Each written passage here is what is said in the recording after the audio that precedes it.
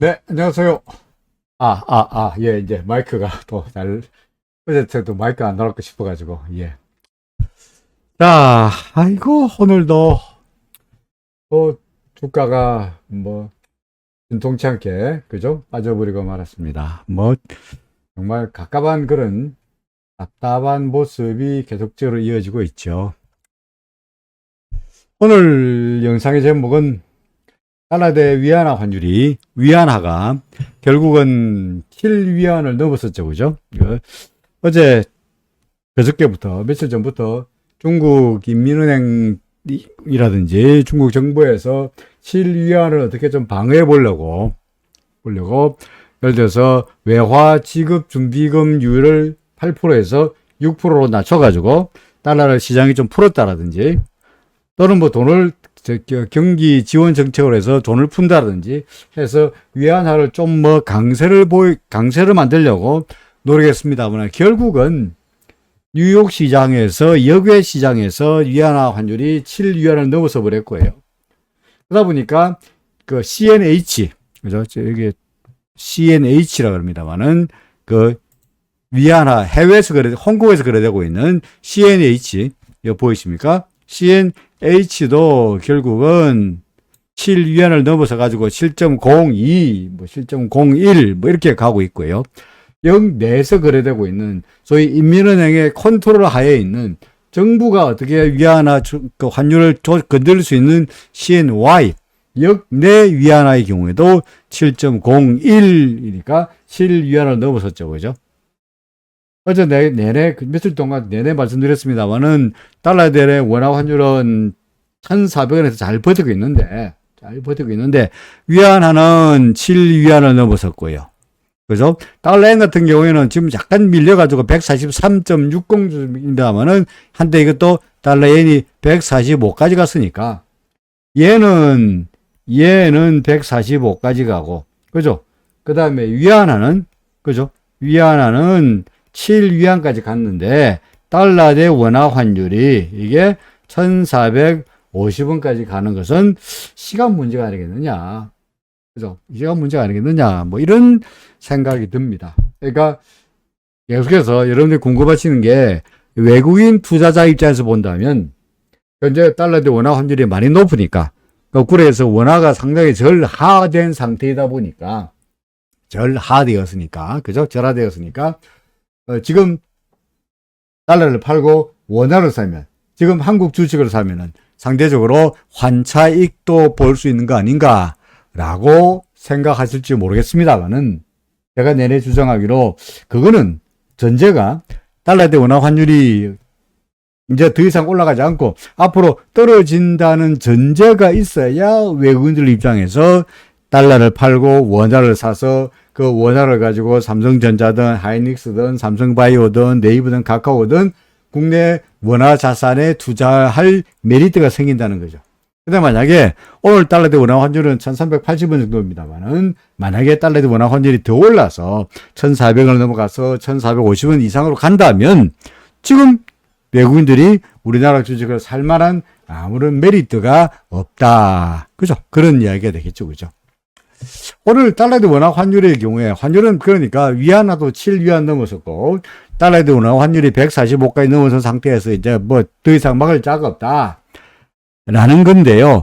오늘 재밌는 차트를 하나 보여드릴까 합니다. 혹시 여러분들 도시락 폭탄이라 말 아십니까? 네? 도시락 폭탄. 옛날에 홍구공원에서 윤봉길 의사께서, 그죠? 윤봉길 의사께서 도시락 모양으로 생긴 폭탄을 홍구공원에 있는 일제 관료들한테 던져가지고 상당히 어그를 일으켰던 그때로 유명한 도시락 폭탄이긴 합니다만은 사실은 그런 목적이 아니고요. 그런 이야기가 아니고 뭐냐니까 외환시장에서, 그죠? 외환시장에서 밥 먹을 때 점심시간에 12시를 전후해서 당국이 거대한 물량으로 달러를 개입하는 것을, 외환시장에 개입하는 것을 도시락 폭탄이라고 속칭 말합니다. 무슨 말이냐? 사람들이 밥 먹을 때니까, 물론 우리나라 외환시장은 9시부터 12시, 오후 3시 반까지 중간에 휴식 시간 없이 계속 거래되고 있긴 합니다만은, 그래도 점심시간에는 사람들이 사무실에 있더라도, 밥 먹고 나서 도시락시켜 먹고는 잠시 눈을 좀 붙이고, 아니면은 커피 마시고 옆에 딜러들하고 농담하고, 아니면은 밥 먹으러 나가고, 시장은 돌아가고 있긴 합니다만은 거래량이 그다지 많지 않고 딜러들의 관심도 외환시장에서 잠시 멀어져 있을 때죠. 그죠? 그럴 때 이를 틈을 타서 거래량도 적고 딜러들이 잠시 한눈 팔고 있을 때 외환당국이 한국은행이나 기획재정부가 달러를 왕창 팔면 평소에 1억 달러 팔 때 비해 가지고 도시락 먹을 시간에 도시락 폭탄으로 1억 달러 파는 게 그게 훨씬 더 효과적이죠. 그죠? 그게 통상 우리가 도시락 폭탄이라 그럽니다. 여기 보이십니까? 이게 지금 달러에 대한 원화 환율을 5분간 차트로 그린 겁니다. 이게 어제고요. 이게 어제 거고요. 이게 오늘입니다. 그죠? 요 가지가 여기가 오늘 아침 9시, 여기가 아침 9시부터 출발하는 거죠. 그죠? 근데 어제 같은 경우에 보시면은 한때 1398원까지 갔다가, 예? 1398원까지 갔다가 여기서 와장창 떨어지는 모습이 보이죠. 이게 바로 뭡니까? 이게 어제 점심시간에 나타났던, 보다시피 1시, 12시부터 시작해서, 한 12시 반부터 시작해서 1시 사이에 나타났던 이게 도시락 폭탄이야. 어제 한국은행이 나름대로 시장에 개입을 해가지고 달러 환율을 1398원, 1400원은 더 이상 못 참겠다라고 강력한 의지를 보였던 방안에 또 빠졌죠. 하지만 도시락 폭탄은 점심시간에는 잠시 영향이 있었습니다만 이후 다시 그 올라가가지고 어제 1496원인가 끝났잖아요. 그죠? 예. 그죠? 다시 오늘 아침에 계산가 1399원을 시작했습니다. 1399원. 그러니까 1원만 올라가면 1400원까지 계산가 출발해가지고 왔다 갔다 했는데 12시 근처에서는 도시락 폭탄이 없었어요. 그 이상하다. 환율이 올라가면은 도시락 폭탄을 던져가지고 환율이 좀 떨어질 뻔한데 한국에 개입 안 들어오네? 라고 잠시 이제 안심하는 사이에 이거 보이십니까? 이게 뭡니까? 마감 무렵에, 그죠? 마감 무렵 3시 이후부터, 역시 3시 이후는 또 시장이 좀 그다지 거래가 활발하지 않거든요. 그럴 때 개입, 이거는 달러가 와장창 그 당시에 1396원 하던 게 1388원까지 한 8원 정도 한꺼번에 떨어지려고 그러면 이거는 외환시장의 개입, 한국은행이 달러를 매도한 것 아니면 달러 최근의 분위기로서 이렇게 떨어질 리가 없어요. 이것도 마찬가지고. 그러니까 둘 다 한국은행의 외환시장 개입의 증거다 하는 겁니다. 그러니까 당국은 나름대로 그죠? 1,400원, 이게 1,400원인데 1,400원은 쉽게 내어주지 않겠다 하는 강력한 의지를 보여주고 있다라고 말할 수 있겠습니다. 근데 어제도 설명했습니다만은 1,400원이라는 심리적인 저항선, 이게 과거에 1,300원이라는 심리적 저항선이 여기였는데 1,300원을 못 넘기고 한동안 움직였죠. 그죠? 한동안 횡보했습니다. 그러다가 결국은 빵 갔죠. 지금도 1,400원 근처에서 아마도 어제 예측했던 대로 한동안 이렇게 가겠습니다만은 결국은 1,400원을 넘어설 수밖에 없지 않겠냐. 왜? 달러 엔이 145까지 갔고 위안화는, 그죠? 위안화는 얼마입니까? 7위안을 넘어선 상태에서 우리나라 달러의 원화 환율이 뭐라고 1,400원을 지켜야 할 이유가 없지 않겠냐. 그런 이야기입니다. 또 하나 제가 여러분들에게 보여드리고 싶은 차트가 하나 있는데요. 여러분들에게 보여드리고 싶은 차트가 하나 있는데 이거 한번 보시겠습니까? 이게 뭐냐니까 아이고, 이거 제가 뭘 누르니까 이게 새파랗게 돼버리네요. 자, 이게 뭐냐니까 그죠? 우리나라의 무역 수지입니다. 우리나라 무역 수지. 사실은 그 전까지만 하더라도 우리나라 무역 수지를 계속 흑자였죠. 그죠? 여기가 제로니까 계속 흑자였어요. 그죠? 계속 흑자였어. 계속 흑자이기 때문에, 예를 들어서 2021년도에 들어와서 최근 들어서 달러 값이 달러가 올라가면서 원화가 좀 환율이 올라가는 것은 이거는 이때만 하더라도 계속 우리나라 흑자이기 때문에 이때만 하더라도 달러가 강세이기 때문에 환율이 올라가는 거지 원화의 문제는 아니다라고 주장했죠. 근데 지금은요. 올해 들어와서 무역 수지가 지금 3월 달부터 시작해서 연속 6개월째 계속해서 적자입니다. 무역 수지가 계속 적자입니다. 따라서 전에는 달러가 강세이기 때문에 해외 시장에서 워낙 달러가 강세이기 때문에 환율이 올라간다라고 이야기했다면 지금은 오히려 달러 강세의 문제가 아니고 우리나라 원화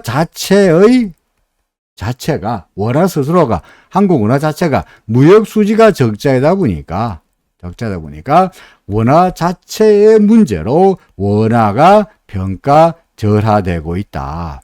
그죠? 원화가 절하되고 있다. 이렇게 설명할 수밖에 없는 겁니다. 게다가 적자 폭의 규모를 잘 보시면 처음에는 적자 폭이 얼마 없었습니다만 이때만 하더라도 적자가 미미했습니다만 점점 시간이 지나서 적자 폭이 어떻게 되고 있습니까? 점점 무역 수지 적자 폭이 커지는 경향이 나타나고 있습니다. 왜 무역 수지가 적자냐? 우리 중국과 무역 수지가 적자이고요. 그죠? 전반적으로 전 세계 경제가 아무래도 금리 상승에 따라서 경기 침체도 있고요. 그 다음에 한동안은 공급망, 소위 밸류체인 문제에 있어가지고 제대로 이렇게 잘 안 돌아갔잖아요. 그죠? 뭐 전쟁도 있고. 그러다 보니까, 자동차 같은 경우에는 자동차 만들고 싶어도 반도체가 없어가지고 자동차를 못 만들었던 입장이고. 그러다 보니까 소위 부품 조달, 밸류체인의 문제, 공급체인의 문제 때문에 제대로 뭔가 경제가 원활하게 돌아가지 않았다는 이유도 있긴 하겠습니다만은 어떻게 되었든 간에 지금 전반적으로 우리나라의 국제 수지는 과거에 한 번도 보지 못했던 적자가 잠깐씩은 났어요. 잠시 났습니다만은 예를 들어서 2017년 이후에 적자 이때 한 번 잠시 나고는 무역 수지가 적자난 적이 없었어요. 하지만 올해 들어서는 무역 수지 적자 폭이 상당히 뚜렷합니다. 이것도 원화의 환율이 올라가는데 원화의 약세에 일조하지 않겠나 싶습니다. 주두님은 제가 오늘 아이디를 처음 보는데요. 그죠? 반갑습니다. 예, 반갑습니다. 쓰는데 저도 반갑습니다. 결국은 현재 환율이 이렇게 올라가고 있는 상황에서 한국은행이 나름대로 애를 썼어. 그죠? 애를 써가지고 악착같이 어떻게 버텨보려고 하고는 있습니다만은 중간중간에 아까 보여드렸듯이 한국은행의 개입을 통해가지고 오늘도 막판에 개입을 통해가지고 환율을 1390원, 96원, 97원 하던 환율을 1388원까지 와장창 떨어뜨렸습니다만은 결국은 꾸역꾸역 다시 시장에서 매수세가 나타나가지고 1386원까지 밀어내렸습니다. 결국은 환율에 올라가가지고 1390원까지 한번 끌어올렸잖아요. 그죠?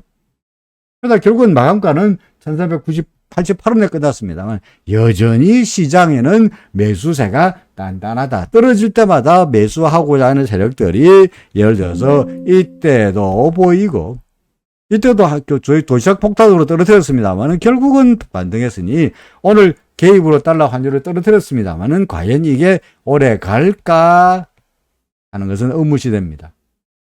딜링룸이나 제 후배들은 예한딜러는 후배들은 한국은행이 달러를 팔 때 그죠? 한국은행이 달러 외환시장에 개입해서 매도할 때 이때가 뭡니까? 좋은 싼 달러를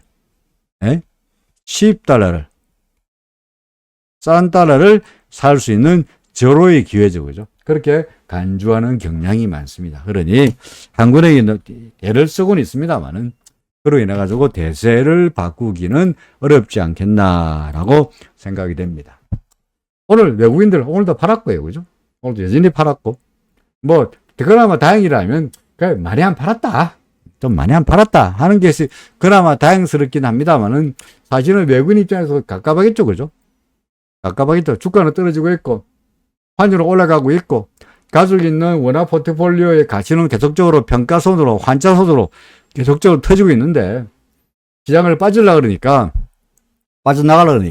현재 환율은 너무나 부담스럽고, 그렇다고 해서 달러를 팔아가지고 주식을 사자니 향후에 대한 앞날이 잘 보이지도 않고, 그러다 보니까 갑갑한 상황에서, 그죠? 갑갑한 상황에서 그냥 적극적으로 매수하지 못하고 그냥 매도하거나 아니면은 관망하거나 뭐 이런 모습으로 일관하고 있지 않겠나 싶습니다. 기관들은 오늘 매도했습니다만은, 그죠? 기관으로 매도했죠. 그죠? 기관으로 4천억 매도했습니다만은, 기관들 잘 보시면 오늘 프로그램 거래에서 매도가 상당히 많았어요. 제가 주말에 강의 영상으로 보여드렸습니다만은, 결국은 현물은 매도하고, 그죠? 현물은 매도하고, 선물은 매수하는 게 뭐죠? 이게 매도 차익 거래죠. 그죠? 그죠? 매도 차익 거래. 왜 매도 차익 거래가 나타나느냐? 선물 가격이 이론가 대비해서 2.17%나 저평가되어 있잖아요. 그죠? 2.17% 저평가되어 있죠. 그러니까 선물이 싸니까, 싼 선물을 사고, 대신에 상대적으로 비싼 현물을 팔아가지고 차익 거래하고자 하는 게 기관들의 전략이고요. 외국인들은 잘 모르겠고, 역시 마찬가지로 일부에 현물을 팔고 선물을 사는 매도 차익 거래가 나타나게 됐습니다만은, 적극적인 매수는 아니었고, 일반인들만 주가가 싸다고 열심히 담배 들었습니다만은, 내내 말씀드렸듯이 저로서는 괜히 헛똑똑이가 돼가지고 오늘 주가 떨어지니까 월요일날 오르지 않겠냐, 많이 떨어졌으니까 오르지 않겠냐 라는 생각에, 막연한 생각으로 매수하는 것은 잘못하면은 헛똑똑이로 슈퍼에서 물건 살 때마다 0.1% 적립해주는 그 포인트에 아둥바둥 해가지고, 그죠? 포인트 아둥바둥 해가지고 100만원에서 사봤자, 100만원 물건 사봤자 포인트 쌓으면 그게 5,000원 다니는데, 안 그렇습니까? 0.5% 주면 5,000원이고 1% 포인트 쌓아줘봤자 만원인데, 100만원에서 사면은 그 포인트 인용해가지고 아웅바둥 하는 것이, 그 5,000원 만원에 아웅바둥 하는 것이 헛똑똑한 기죠. 그죠? 실제로는 그거보다도 안 돼서 훨씬 더 큰 돈을 잃으면서도 자신이 하는 일을 갖다가 합리적인 경제활동, 소비활동이라고 오해하고 있는 젊은 애들 하는 거나 똑같죠. 제가 개인들 매수세로 나왔습니다만, 이거 매수세 나와가지고 내일 설령 원래 주가가 올라서 차익을 실현한다 손치더라도, 이거는 잘못하면은 호박집 가가지고 한 입에 털어넣는 결과가 되니, 지금 같은 시장에서는 아예 주식에 대한 비중을 어떻게 하든 간에 반등할 때마다 줄이고, 지금보다 훨씬 더 낮은 수준에서 매수할 수 있는 기회가 있을 테니까, 그때 가서 느긋하게 매수하시라, 그런 이야기를 하고 있는 겁니다. 그죠? 코스피 지수 보다시피 어떻게 되고 있습니까? 다 들어보더라도 점점 이제 어떻게 구름 밖으로 조금씩 더 밀려 내려가고 있죠. 그죠? 예. 주드님은 제 책을 보셨다 그러네요. 예. 반갑습니다. 예.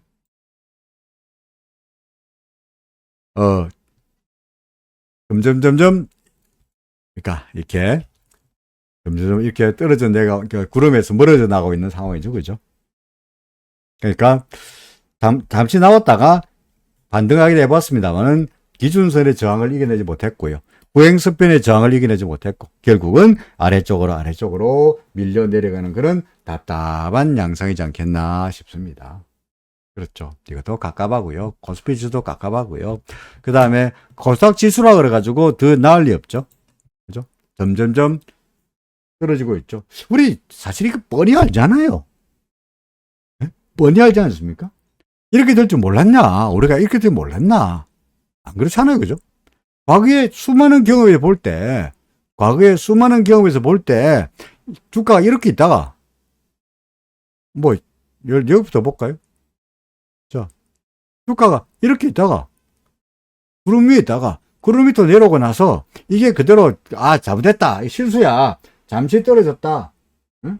잠시 떨어졌다, 계속 올라갈 거야 가 아니고, 일단 기준선 무너뜨리고 구름 밑으로 내려온 다음에는 이후의 방향은 거의 정해졌죠. 그죠? 정해졌잖아요. 이후에 예를 들어서 다시 구름 달랑달랑 하다가 구름 밑으로 떨어졌어. 그죠? 구름 밑으로 떨어졌어. 어떻게 됩니까? 드라마틱한 반등하면서 V자 반등이 나타났으면 좋겠습니다만은, 안타깝게도 드라마틱한 V자 반등보다는 떨어지죠. 그러니까 이때나 과거에 구름 걸려 있다가 떨어졌을 때 이후에 주가가 구름에서 멀어졌을 때 주가가 과거에 어떻게 됐던가를 생각해 본다면, 지금 앞으로 주가가 코스닥 지수의 주가가 어떻게 될 것이라고 하는 것은 예상하기가 상대적으로 쉽지 않나요? 과거에 똑같은 우리가 차트를 보는 이유가 뭐죠? 네?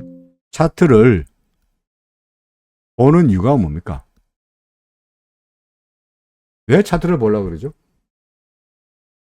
그냥 폼으로 남들 다 보니까, 남들 보기에 멋있어 보이니까, 남들이 잘 모르는 일목균일표 보고 있으니까, 남들이 잘 모르는 엘리어트 파동 이론을 말하면서 충격 파동이 어떻고 조정 파동이 어떻고 남들한테 자신의 지식을 자랑하려고 차트 보는 겁니까? 아니죠. 차트 왜 봅니까? 인간의 역사는 반복되기 마련이죠. 그죠? 역사는 반복되는 거예요. 안 그렇습니까? 역사는 반복되는 거야. 옛날에 저질렀던 바보 같은 짓을 지금도 하고 있는 거야. 역사가 반복된다는 이야기에 전쟁? 얼마 전에 제가 투키티데스 트랩 이야기했습니다만은, 투키티데스 의 함정. 그죠? 1등 국가하고 2등 국가가 붙으면은 이 분명히 전쟁 난다. 이게 투키티데스 트랩 아닙니까? 그죠? 그게 수없이 많은 사례가 있잖아요. 예를 들어서. 수없이 많은, 똑같이 반복되고 있잖아요. 그러니까 우리가 차트를 보는 이유가 뭐냐? 옛날에 주가가 구름 밑으로 내려가고 나니까 어떻게 되더라? 1년 전에 보니까 구름 밑으로 쳐박히니까 밑으로 내려가 계속 뒤박더라. 2년 전에도 주가가 구름 위에서 놀다가 구름 밑으로 내려가니까 계속 뒤박더라. 3년 전에도 주가가 구름 위에 있다가 구름 밑으로 내려가니까 계속 뒤박더라. 그렇다면 지금은 옛날에 1년 전이나 2년 전이나 3년 전과 똑같네? 앞으로 어떻게 될까? 1년 전에도 그랬고, 2년 전에도 그랬고, 3년 전에도 그렇다면 지금도 반복되어서 구름 밑으로 처박힌 주가는 앞으로 떨어질 확률이 높지 않겠냐를 알기 위해서 차트를 보는 거죠. 그래서 역사가 반복된다. 역사가 반복되기 때문에 과거의 경험을 토대로, 현재를 판단해서 이를 통해서 미래를 예측하기 위해서 보는 거죠.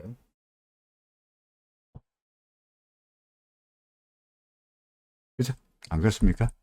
그래서 과거의 경험으로 미뤄볼 때 구름이 더 내려갔을 때 빠졌으니까 지금도 내려갈 확률이 높다. 제가 여러분들에게 또 확률 이야기를 자주 합니다만은 100% 떨어진다 이런 건 없어요. 시장이란 게 무슨 일이 벌어질지 모르니까, 내일 일이 어떻게 우리가 알 수가 없으니까, 내일 무조건 또 오릅니다, 내일 무조건 떨어집니다 라고 말할 수는 없어요. 대신에 어떻게 말합니까? 오를 가능성이 높다, 내릴 가능성이 높다 라고 말할 수밖에 없는 거죠. 우리가 통상 주가가 구름 위로 올라간 종목을 사라, 제가 그래서 거꾸로 이야기해서 주가가 돌다가 구름 위로 올라간 종목을 사라, 이런 종목을 사라, 그러면 올라간다, 사라, 이런 종목을 사라 라고 말하지만, 하지만 이런 종목이라고 반드시 다 올라가느냐? 그렇지 않죠. 5종목을 사면 그 중에서 3놈은 올라가지만 2놈은 떨어지더래요. 그래서 올라갈 확률이 높다는 거지, 5종목 사가지고 5종목이 다 올라간다는 이야기는 아니죠. 대신에 5종목 중에서 3종목을 올라가는데 이놈은 어떻게 되느냐? 많이 올라가서 여기서 수익이 커진다는 거죠. 그래서 여기서 돈을 벌어야 된다. 이게 제가 추구하는 전략입니다. Anyway, 코스피는 생각대로 우리가 틀리고, 그렇지 않다. 드라마틱하게 떨어질 확률이 높았지만 그렇지 않고 오히려 올라가는 쪽으로 방향이 바뀔지 몰라 라는 확률은 뭐 전혀 없는 건 아니죠. 그죠? 100% 그런 거 없어. 무조건 떨어진다는 건 아니야. 올라갈 수 있지. 야구에서, 그 야구 무지하게 좋아합니다만은, 야구에서 9회 말에, 예를 들어서 8점 차, 9점 차로 지고 있는 팀이라 그러면은, 당연히, 뭐, 게임은 끝났죠. 그죠? 하지만 3아웃 난 건 없고, 9점 치고 있는 그 팀이 역전승 하지 말라는 법은 없죠. 그렇다고 했어. 현재 어떤 야구 경기를 보고 있는데, 9회 말인데, 홈팀이 9점 지고 있는데, 마지막 9회 말 공격에서 10점을 넣어가지고 드라마틱하게 이길 거라고 베팅할 수 있는 사람이 얼마나 되냐는 거죠. 그러니 지금은 아무래도 해가 뉘엿뉘엿지고 있는 그런 그림이 아니겠느냐 싶습니다. 오늘 유드님 오셨으니까 우리가 내내 이야기하대로 현재 우리나라의 시장이 어디쯤 가고 있느냐, 그죠? 어디쯤 가고 있느냐를 엘리어트 파동으로 이야기를 하고 있는데,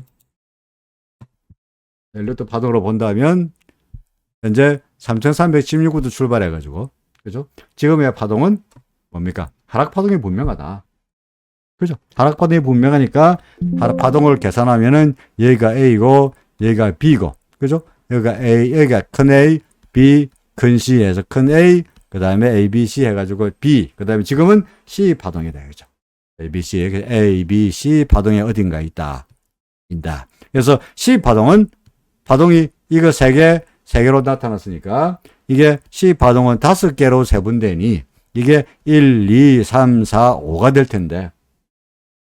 그죠? 1, 2, 3, 4, 5가 될 텐데. 이상현님은 또, 한화가 또, 어느 분이시군요. 자, 그런데 이 C에 여기가 1이고요. 그죠? 그 다음에 여기가 2고, 그죠? 여기가 2고. 그 다음에 지금이 뭐냐 하니까 두 가지 방법이 있죠. 낙관적으로 본다면, 자, 여기가 3이고, 그 다음에 여기가 4고, 여기가 4고, 그 다음에 2276이 5고, 그래서 이 지그지그단 하락파동 A파동과 B파동과 C파동은 끝났고, 여기로부터 끝났고, 앞으로는 올라갈 일밖에 안 남았다. 그래서 여기가 다시 네모 1, 여기가 네모 2, 이렇게 파동을 매길 수 있는 방법이 있고요. 낙관적으로 보는 방법이 있고요. 그게 아니고 비관적으로 본다면, 보수적으로 본다면, 자, 여기까지가 A는 맞고, 여기까지 B는 맞는데, 그리고 지금이 C인데, C 중에서 A, B, C, E인데, 우리가 매부 파동 여기가 1이고, 그죠? 여기가 2고는 되고. 그 다음에, 아까는 3, 4, 5가 끝났다고 얘기했습니다. 오늘 지금은 3, 4, 5가 끝날 일이 아니고, 자꾸 이게 떠져, 그죠? 자, 3, 4, 5가 끝난 게 아니라,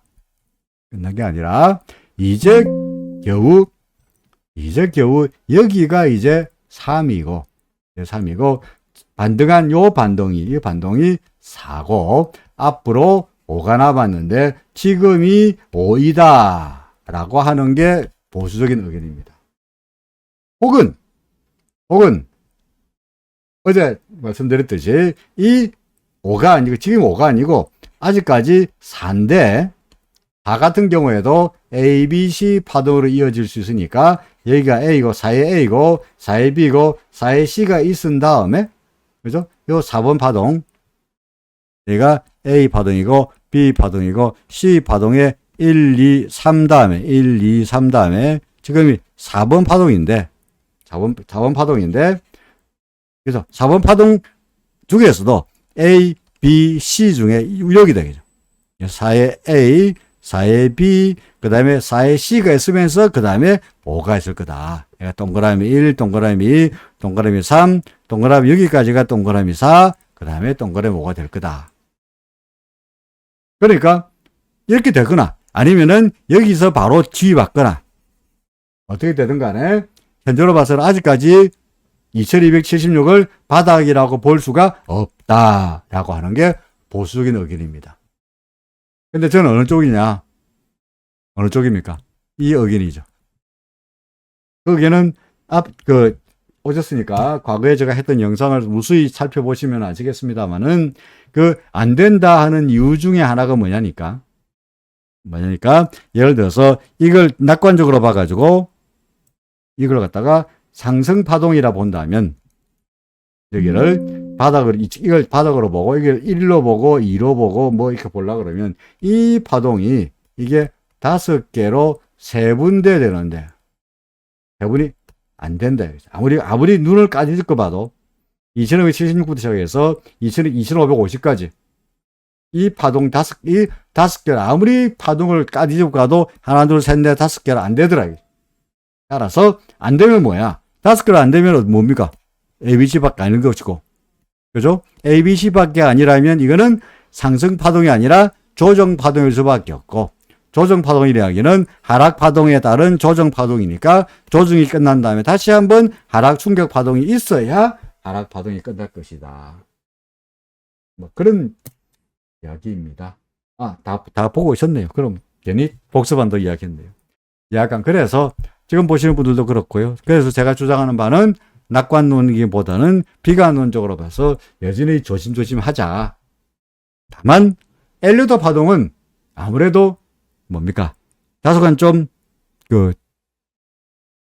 주관적인 판단이 많이 들어가다 보니까 그래서 객관적으로 시장을 살펴보는 것이 차라리 좋지 않겠나 싶어서 주관적으로 주장하기보다는 객관적으로 누구나가 다 볼 수 있게 누구나 눈에도 구름 위면 상승세, 구름 아래면 하락세가 누구 다 아니까 객관성을 볼 때 지금의 주가가 구름 위에 있느냐, 구름 아래에 있느냐, 구름 아래에 있네.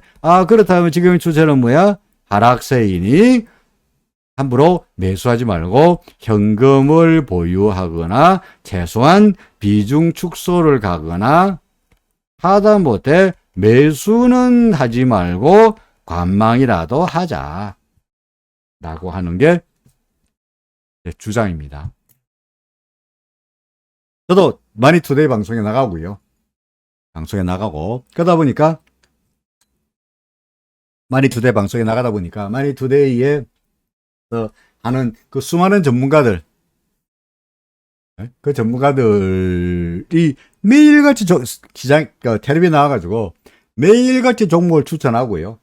그죠?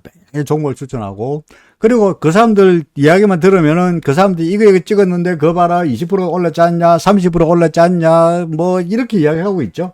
그죠? 그러니까 그 사람들이 찍어주는 종목만 가지고 있으면은 엄청나게 수익을 낼 것 같아요. 안 그렇습니까? 근데 문제는 걔들이 매일같이 종목을 추천하는데 그 종목 추천한 종목들이 모든 종목이 다 오르면 다행인데 똑같죠? 걔들이 신이 아닌데 5개 종목을 찍으면은 예를 들어서 3개는 오르고 2개는 떨어질 거 아니겠습니까?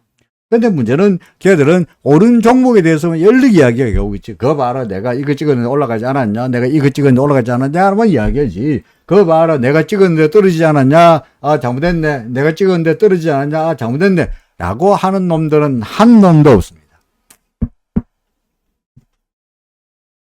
그러니까 헛똑똑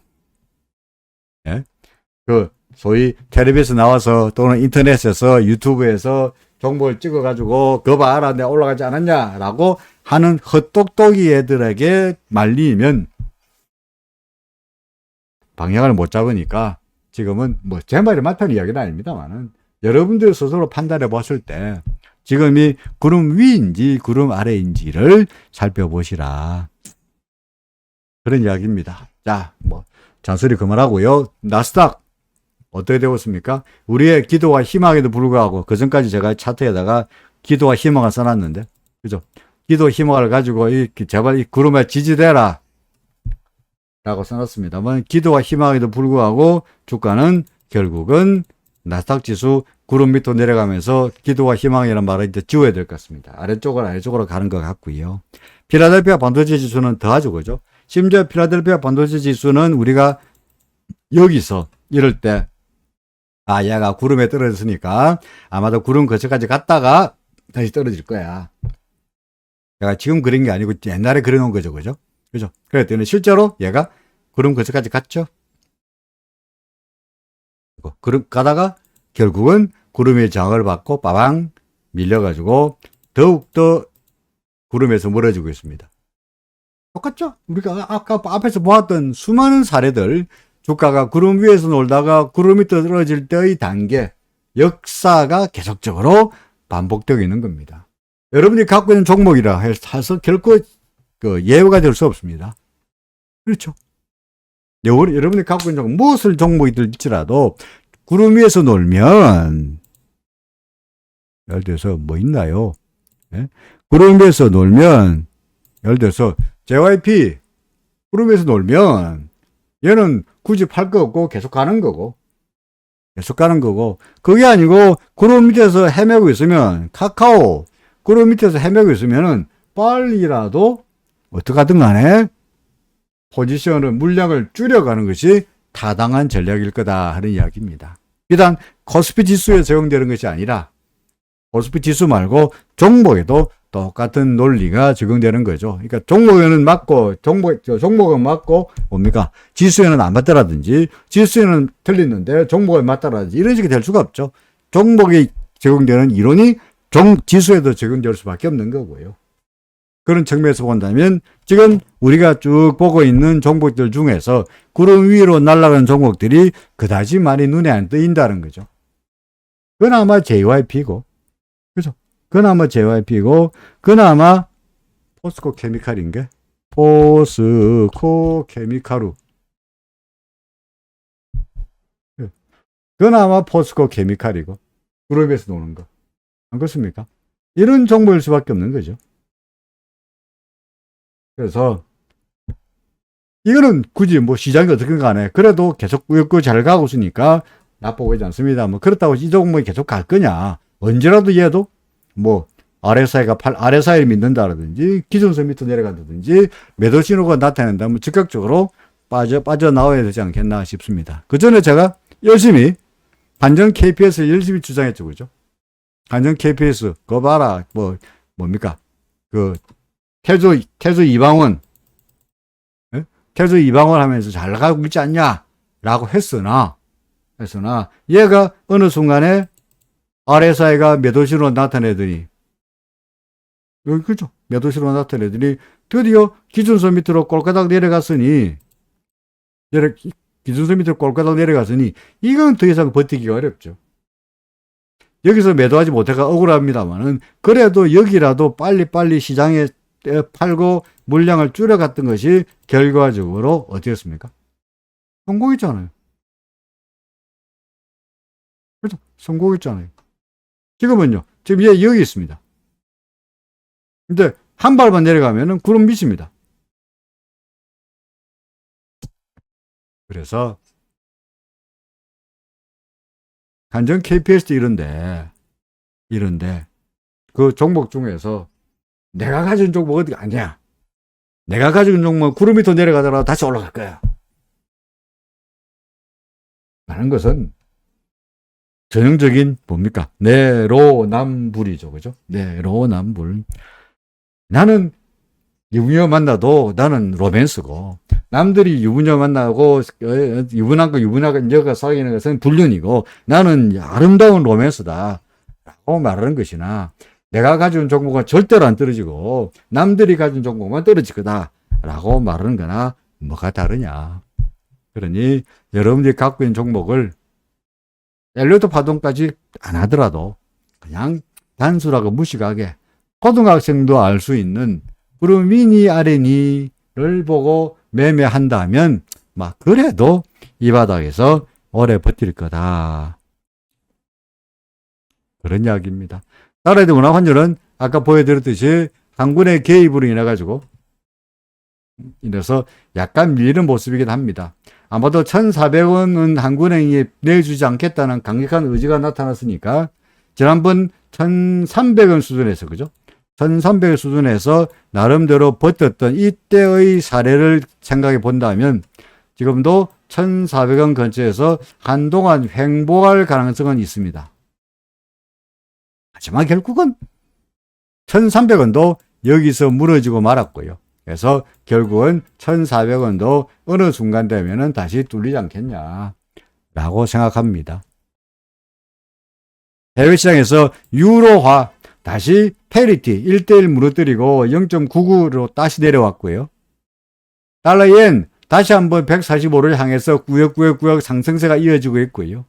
위안화는 말씀드렸듯이 드디어 7위안화 넘어서면서 CNY조차도 영내 CNY 영내에서 이민은행의 환율을 정하는 CNY조차도 7위안을 넘어섰으니 전반적인 달러 강세 분위기 속에서 달러대 원화 환율도 여전히 약세일 수밖에 없고 달러대 원화 환율 올라갈 수밖에 없고 이런 상황에서 외국인들이 적극적으로 매수하기가 어렵지 않겠냐. 외국인들 입장에서 본다면 걔들이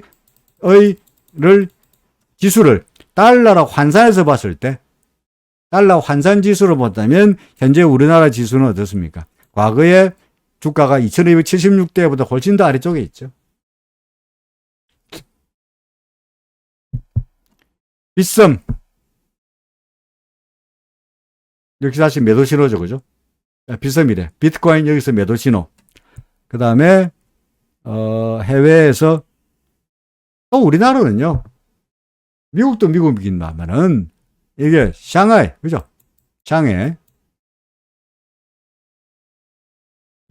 샹하이 지수에 또 영향을 받죠. 중국 경기도 우리나라 상당히 중요합니다만은 보다시피 샹하이 지수 어떻게 되고 있습니까? 구름 위로 올라가는 듯 하다가 다시 처박히고 말았습니다. 이거는 어제도 크게 떨어졌습니다. 어제 민은행이 여러 가지 경기 부양 정책을 발표하면서 금리도 내릴 줄 알았는데 돈은 풀고 근데 금리를 안 내렸죠, 그죠? 그러니까 시장에서 실망감으로 인해 가지고 결국은 빠지고 말았습니다만은 여전히 중국은 코로나 봉쇄 정책을 취하고 있고요. 미국과 대만을 둘러싼 긴장 상태도 그대로 이어지고 있고 반도체 칩4 그래가지고 반도체 산업에 대해서도 뭐 그림자가 드러지고 있고 여러모로 경제가 썩 좋아 보이지 않은 상황이다 보니까 뭐 이런 상황입니다.